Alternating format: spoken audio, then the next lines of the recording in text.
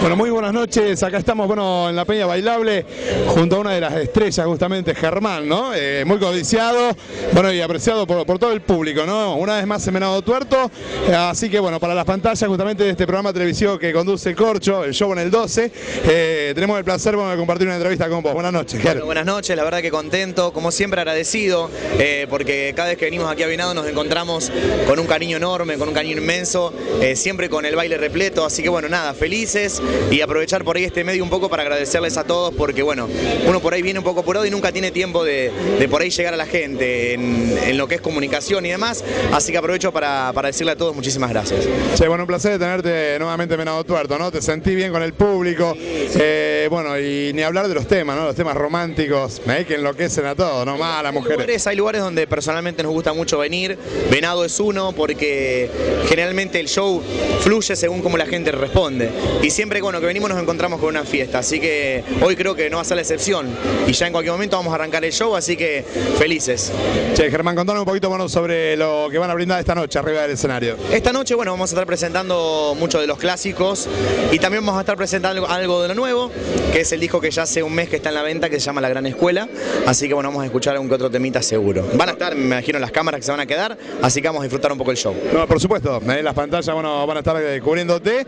Quiero que le mande un saludo enorme, bueno, al conductor, que es Corchito. Este programa se emite todos los sábados, que es el show en el 12. Sí, ya me habían contado, así que Corchito, amigo, te mando un beso grande, gracias por estar del otro lado, a toda tu gente y a todos los que están mirando el programa, les mando un beso enorme de parte de mí y todo el grupo. Cada vez te quiero más, ¿cómo? Y no me importa lo que sea. No se escucha nada, no me dirás. Lo quiero ver con las palmas arriba. Cada vez te quiero más, y no me quieres convencer. Que te necesito como soy. Tu locura me hace bien, me haces bien. Cuando salgo